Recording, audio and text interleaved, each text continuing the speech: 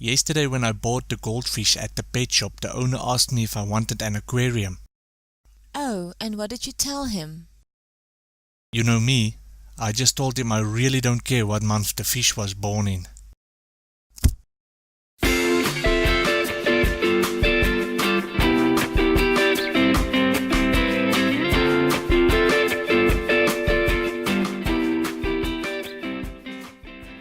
So today we will be looking at what program you use to write HTML, the structure of HTML, and write our first website. So I'm going to show you how to write your first website, and it's only going to take you 30 seconds.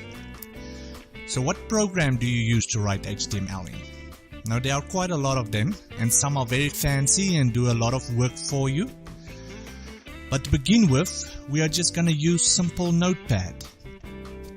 So let's go to our desktop and right click, then new, text document. And while it's asking you to give it a new name if you want to, let's change the name to my website. And the next part is quite important. You have to make it .html. And let's just delete the stuff at the end. So my website.html. It might tell you that the extension have changed. If it says that, then you actually know you're doing it right. So we just say yes. And now you can see, even before starting, just because you changed it to .html, it already changed the icon of the website of this file to a Firefox. That's Firefox icon right there.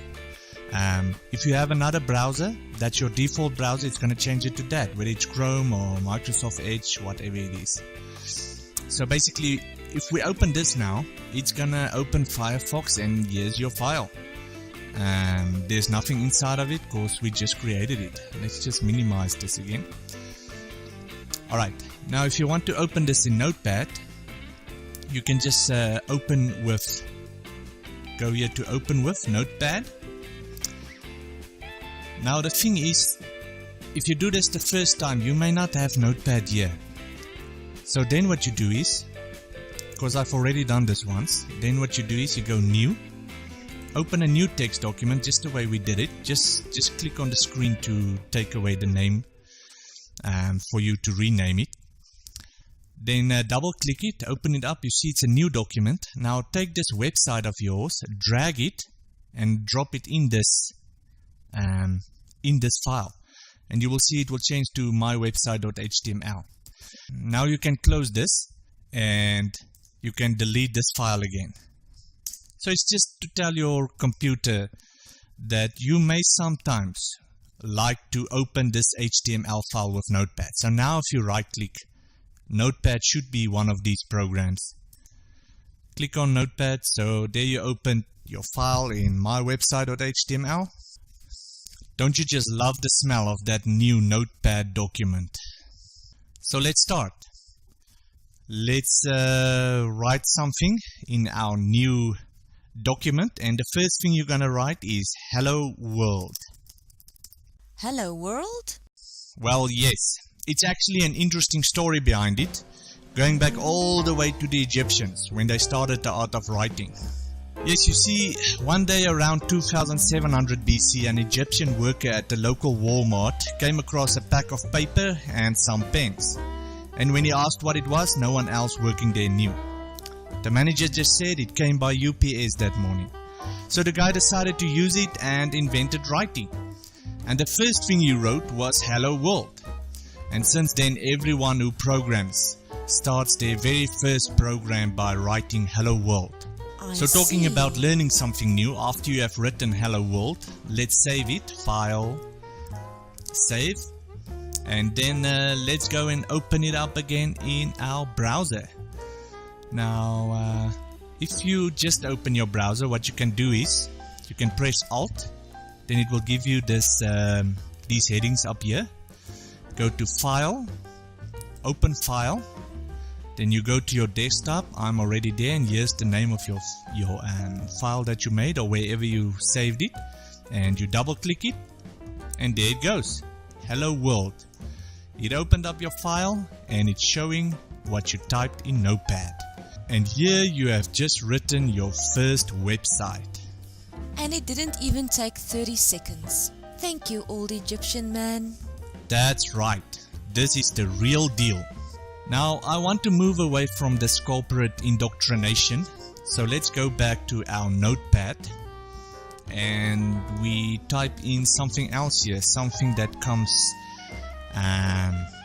naturally to mind. So let's type, I would like to have some roast beef for dinner.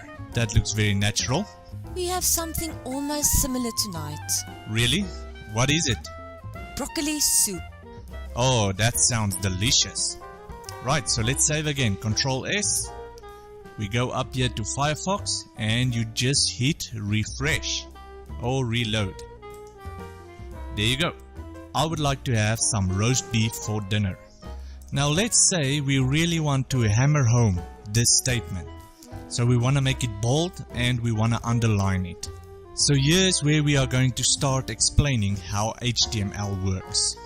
Now in HTML, when you want to insert something or change something or give some information through, you put it in these angle brackets like this.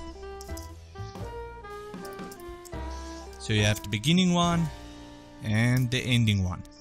So let's quickly move this down a bit and we put an angle bracket, and let's say we put HTML in between these. Now the next important thing you have to remember is that these brackets always comes in pairs most of the time, 99%.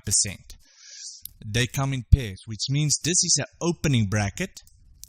Then you can just copy and paste this and you have to close it again. But when you close it, you put this / in front of it.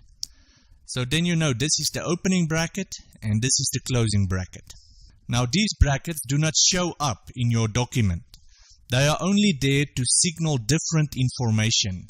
So let's save and refresh to show you. Again, I'm just going to press Ctrl S and then we refresh our page and you see I reload it. Doesn't matter how many times I do it, it still just says the beef thing. It doesn't show the brackets.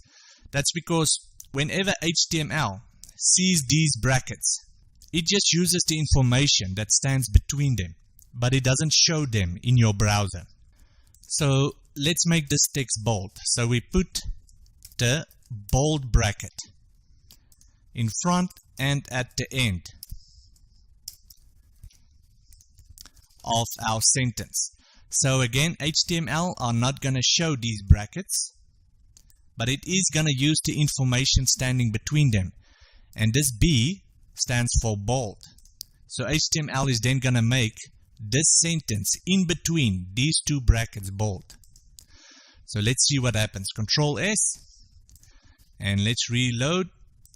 There you see, your browser made your sentence bold. So let's underline it as well. The bracket for underline is a U for underline, and then we close it as well. Let's save, reload, and it's underlined. Right, so two important things. You have to open and close them the same way. For instance, if you have an underlined bracket here, you must first close the underlined bracket before you close the bold bracket. So you have underline on the inside, bold on the outside, and right on the outside. These HTML brackets. And then the second important thing is, these aren't actually called brackets, they're called tags. Oh, So this is an HTML okay. tag, this is a bold tag, this is an underline tag. But we will be writing that down in the next lesson or two. Now, the rest of your whole web page will basically be built up by these tags with information inside of them. A big website is basically just hundreds of these tags doing different things put together. Next lesson we will start our cheat sheet and also our website.